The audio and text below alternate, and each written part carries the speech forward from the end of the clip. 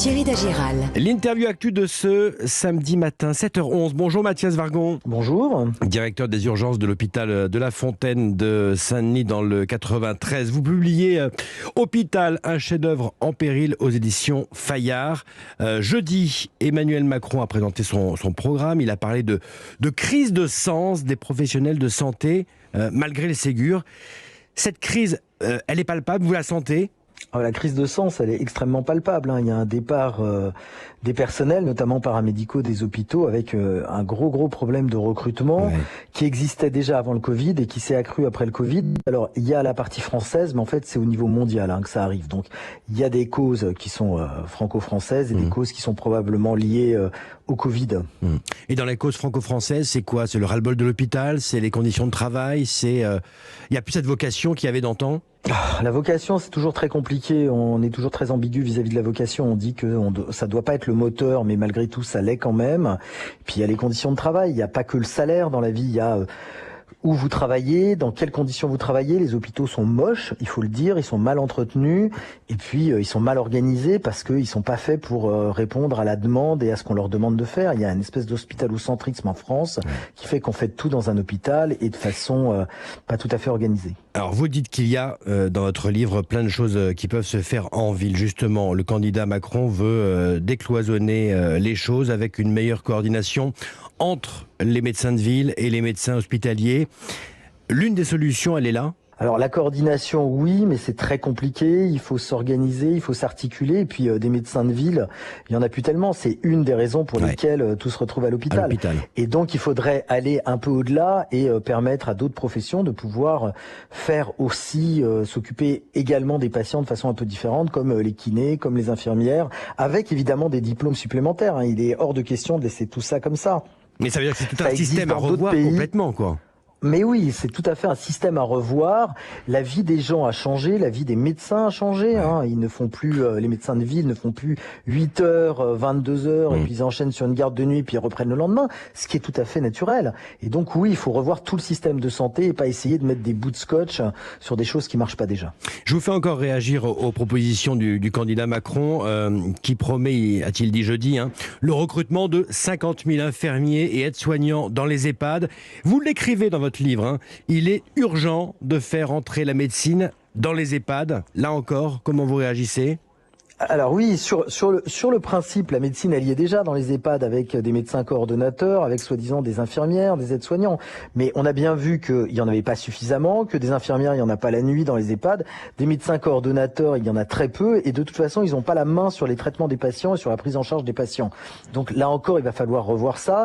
Il va falloir rendre transparent le financement des EHPAD parce que quand on paye une EHPAD, on paye pas pour le soin. Le soin, il est payé par la Sécu.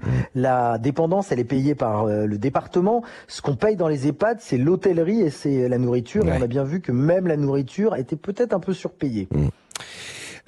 Il faudra, après cette crise sanitaire sans précédent, une grande concertation, enfin, pour remettre à plat les problèmes de l'hôpital. Il y a eu le Ségur, mais finalement, c'était en pleine crise et les médecins ne sont pas forcément satisfaits. Oui, alors le Ségur, c'était aussi pour répondre à une demande immédiate, urgente. De salaire. Oui, et puis il y a des investissements, mais qu'on ne verra pas tout de suite, et puis dont on verra les fruits beaucoup plus tard. Il va falloir remettre en place remettre en cause quel est le rôle de l'hôpital. Et qu'est-ce qu'on veut en faire ? Qu'est-ce qu'on veut faire de l'hôpital ? Est-ce qu'on veut faire du programmé ? Est-ce qu'on veut faire du non programmé ? Tout ça rentre en conflit. Quelle est la place de la prise en charge de la dépendance ? On a des patients dépendants à l'hôpital qui n'ont rien à faire à l'hôpital. Des jeunes patients, encore plus difficiles à caser que des vieux patients. Quelle est la place du soin de suite ? Tout ça, il va falloir le revoir les financements, et pas forcément en déversant de l'argent partout, parce que on sait très bien que, là on est en période électorale, tout le monde promet tout, mais on sait très bien qu'à terme ça sera pas possible. Mais réorganiser les choses de façon beaucoup plus légère, beaucoup plus agile, et pas tout faire sur l'hôpital, qui est une structure extrêmement lourde et qui est destinée à répondre à des problèmes complexes. Appel que vous lancez ce matin sur Europe 1 aux candidats. Mathias Vargon, il y a 2 ans, on rentrait dans le premier confinement. Nous sommes en guerre, disait le président Macron. C'est derrière nous, définitivement, où vous dites il y a danger à banaliser cette épidémie aujourd'hui. Alors moi je suis pas Madame Irma, il y a plein de gens qui vont sur les plateaux télé, qui vont à la radio pour expliquer ce qui va se passer demain. Moi j'en sais rien, probablement parce que j'ai fait des études de modélisation et donc je ne sais pas en fait. J'espère, je suis comme tout le monde, j'ai envie de reprendre une vie normale, j'ai envie d'arrêter les masques parce qu'à l'hôpital on a encore les masques. J'ai envie que tout redevienne normal, j'en sais rien, il y a un nouveau variant, on verra. Ce rebond dont parle le ministre Véran, vous le ressentez, vous le constatez, vous, dans les admissions à l'hôpital ? Non. Pour l'instant, non. Mais ça veut rien dire parce que c'est toujours décalé. Bien sûr. D'une dizaine, une quinzaine de jours. Donc le rebond, on verra peut-être dans 15 jours, mais j'espère que non.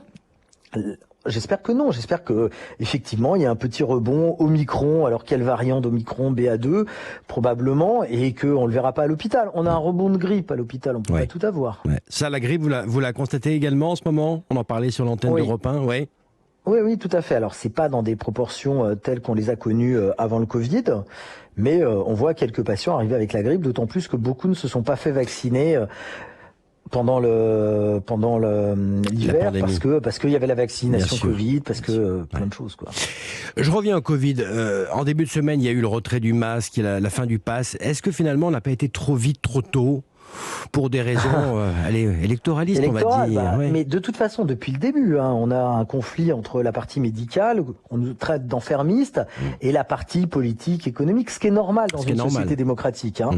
Là, le masque, peut-être que de toute façon, il faut être, à un moment, il faut être pragmatique. Quand plus personne ne met le masque, ça sert à rien d'obliger les gens à mettre le masque. Par contre, sur les passeports vaccinaux, oui, moi, j'ai pas bien compris pourquoi ça servait plus à rien. Il y a des tas de gens qu'on a obligés à se faire vacciner.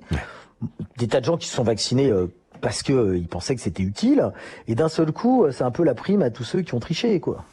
Le conseil scientifique dit que ça va grimper, qu'on risque d'atteindre jusqu'à 150 000 contaminations par jour. Ça vous inquiète ou pas ? Évidemment, ça m'inquiète parce que ça fait 2 ans qu'à l'hôpital on fait que du Covid, et outre le fait que l'hôpital a été dépassé, a été obligé de se réorganiser, on ne fait plus rien d'autre. C'est aussi une des raisons des désaffections des équipes, c'est qu'il n'y a plus de projet en fait. Le seul projet, c'est comment on va réorganiser l'hôpital tous les 3 mois, quoi. Donc ça, c'est pas un projet. Ce que vous dites on peut pas se projeter là-dedans. Ce que vous dites est grave, il n'y a plus de projet. Il n'y a pas d'avenir, il n'y a plus de projet. Non, pour l'instant, il n'y a plus de projet. Enfin, ça commence à renaître, c'est le printemps. Mais si c'est à nouveau écrasé par une vague, on va avoir à nouveau des départs. Moi, je monte un nouveau service d'urgence. On se prépare aux Jeux Olympiques dans 2 ans, puisqu'on sera à Saint-Denis. On commence à refaire des formations. Donc tout ça, c'est stimulant. Mais si on refait du Covid, tout ça va s'arrêter. Donc les gens partiront. L'urgentiste Mathias Vargon qui publie Hôpital, un chef-d'œuvre en péril chez Fayard ce matin sur Europe 1. Grand merci à vous. Merci à vous.